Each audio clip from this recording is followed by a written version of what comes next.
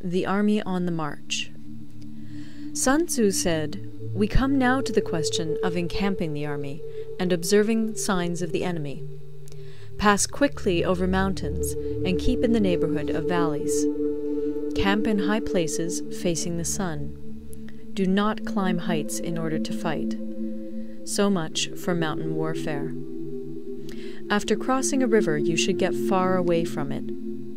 When an invading force crosses a river in its onward march, do not advance to meet it in midstream. It will be best to let half the army get across, and then deliver your attack. If you are anxious to fight, you should not go to meet the invader near a river which he has to cross. Moor your craft higher up than the enemy, and facing the sun. Do not move upstream to meet the enemy. So much for river warfare. In crossing salt marshes, your sole concern should be to get over them quickly, without any delay. If forced to fight in a salt marsh, you should have water and grass near you, and get your back to a clump of trees.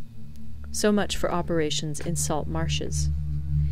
In dry, level country, take up an easily accessible position with rising ground to your right and on your rear, so that the danger may be in front and safety lie behind. So much for campaigning in flat country.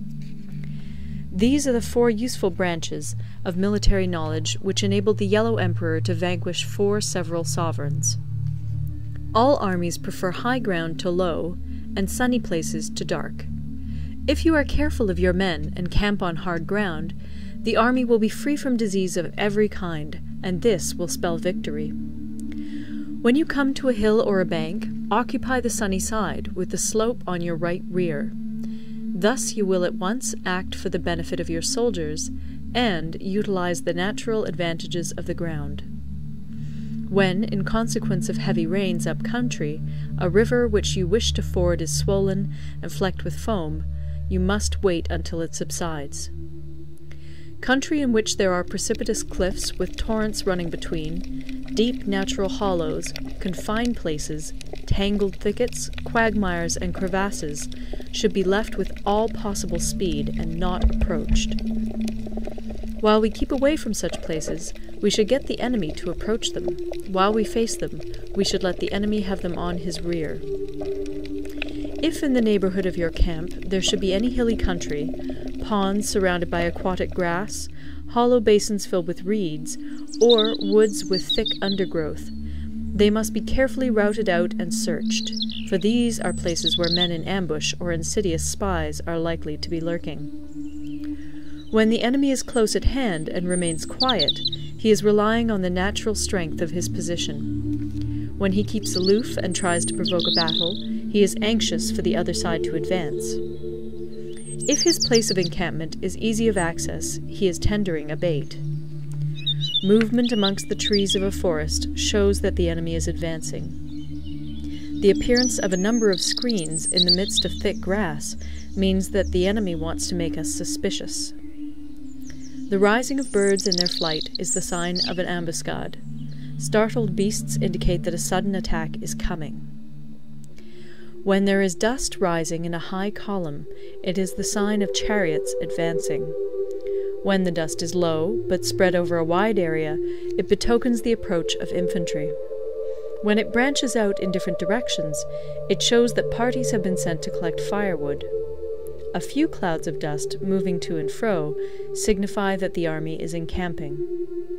Humble words and increased preparations are signs that the enemy is about to advance. Violent language and driving forward as if to the attack are signs that he will retreat. When the light chariots come out first and take up a position on the wings, it is a sign that the enemy is forming for battle.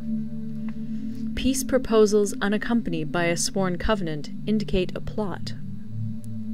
When there is much running about, and the soldiers fall into rank, it means that the critical moment has come. When some are seen advancing and some retreating, it is a lure. When the soldiers stand leaning on their spears, they are faint from want of food. If those who are sent to draw water begin by drinking themselves, the army is suffering from thirst. If the enemy sees an advantage to be gained and makes no effort to secure it, the soldiers are exhausted. If birds gather on any spot, it is unoccupied. Clamour by night betokens nervousness. If there is a disturbance in the camp, the general's authority is weak. If the banners and flags are shifted about, sedition is afoot. If the officers are angry, it means that the men are weary. When an army feeds its horses with grain and kills its cattle for food, and when the men do not hang their cooking pots over the campfires, showing that they will not return to their tents, you may know that they are determined to fight to the death. The sight of men whispering together in small knots, or speaking in subdued tones, points to disaffection amongst the rank and file. Too frequent rewards signify that the enemy is at the end of his resources. Too many punishments betray a condition of dire distress. To begin by bluster, but afterwards to take fright at the enemy's numbers, shows a supreme lack of intelligence. When envoys are sent with compliments in their mouths, it is a sign that the enemy wishes for a truce.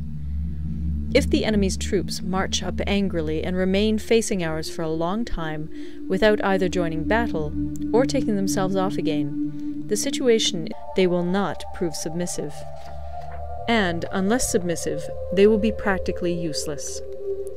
If, when the soldiers have become attached to you, punishments are not enforced, they will still be useless.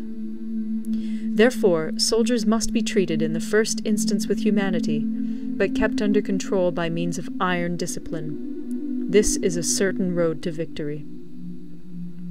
If, in training soldiers, commands are habitually enforced, the army will be well disciplined. If not, its discipline will be bad. If a general shows confidence in his men, but always insists on his orders being obeyed, the gain will be mutual. Terrain. We may distinguish 6 kinds of terrain, to wit, 1. Accessible ground, 2. Entangling ground, 3. Temporizing ground, 4. Narrow passes, 5. Precipitous heights, 6. Positions at a great distance from the enemy. Ground which can be freely traversed by both sides is called accessible. With regard to ground of this nature, be before the enemy in occupying the raised and sunny spots, and carefully guard your line of supplies. Then you will be able to fight with advantage. Ground which can be abandoned but is hard to reoccupy is called entangling. From a position of this sort, if the enemy is unprepared, you may sally forth and defeat him. But if the enemy is prepared for your coming, and you fail to defeat him, then, return being impossible, disaster will ensue. When the position is such that neither side will gain by making the first move, it is called temporizing ground. In a position of this sort, even though the enemy should offer us an attractive bait, it will be advisable not to stir forth, but rather to retreat, thus enticing the enemy in his turn. Then, when part of his army has come out, we may deliver our attack with advantage. With regard to narrow passes, if you can occupy them first, let them be strongly garrisoned and await the advent of the enemy. Should the army forestall you in occupying a pass, do not go after him if the pass is fully garrisoned, but only if it is weakly garrisoned. With regard to precipitous heights, if you are beforehand with your adversary, you should occupy the raised and sunny spots, and there wait for him to come up. If the enemy has occupied them before you, do not follow him, but retreat, and try to entice him away. If you are situated at a great distance from the enemy, and the strength of the two armies is equal, it is not easy to provoke a battle, and fighting will be to your disadvantage. These 6 are the principles connected with earth. The general who's attained a responsible post must be careful to study them. Now, an army is exposed to 6 several calamities, not arising from natural causes, but from faults for which the general is responsible. These are 1. Flight, 2. Insubordination, 3. Collapse, 4. Ruin, 5. Disorganization, 6. Rout. Other conditions being equal, if one force is hurled against another 10 times its size, the result will be the flight of the former. When the common soldiers are too strong and their officers too weak, the result is insubordination. When the officers are too strong and the common soldiers too weak, the result is collapse. When the higher officers are angry and insubordinate, and on meeting the enemy give battle on their own account from a feeling of resentment, before the commander-in-chief can tell whether or not he is in a position to fight, the result is ruin. When the general is weak and without authority, when his orders are not clear and distinct, when there are no fixed duties assigned to officers and men, and the ranks are formed in a slovenly, haphazard manner, the result is utter disorganization. When a general, unable to estimate the enemy's strength, allows an inferior force to engage a larger one, or hurls a weak detachment against a powerful one, and neglects to place picked soldiers in the front rank, the result must be rout. These are 6 ways of courting defeat, which must be carefully noted by the general who has attained a responsible post. The natural formation of the country is the soldier's best ally, but a power of estimating the adversary, of controlling the forces of victory, and of shrewdly calculating difficulties, dangers, and distances, constitutes the test of a great general. He who knows these things, and in fighting puts his knowledge into practice, will win his battles. He who knows them not, nor practices them, will surely be defeated. If fighting is sure to result in victory, then you must fight, even though the ruler forbid it. If fighting will not result in victory, then you must not fight, even at the ruler's bidding. The general who advances without coveting fame, and retreats without fearing disgrace, whose only thought is to protect his country and do good service for his sovereign, is the jewel of the kingdom. Regard your soldiers as your children, and they will follow you into the deepest valleys. Look upon them as your own beloved sons, and they will stand by you even unto death. If, however, you are indulgent, but unable to make your authority felt, kind-hearted, but unable to enforce your commands, and incapable, moreover, of quelling disorder, then your soldiers must be likened to spoilt children. They are useless for any practical purpose. If we know that our own men are in a condition to attack, but are unaware that the enemy is not open to attack, we have gone only halfway towards victory. If we know that the enemy is open to attack, but are unaware that our own men are not in a condition to attack, we have gone only halfway towards victory. If we know that the enemy is open to attack, and also know that our men are in a condition to attack, but are unaware that the nature of the ground makes fighting impracticable, we have still only gone halfway towards victory. Hence the experienced soldier, once in motion, is never bewildered. Once he has broken camp, he is never at a loss.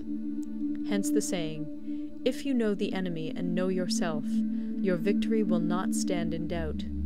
If you know heaven and know earth, you may make your victory complete.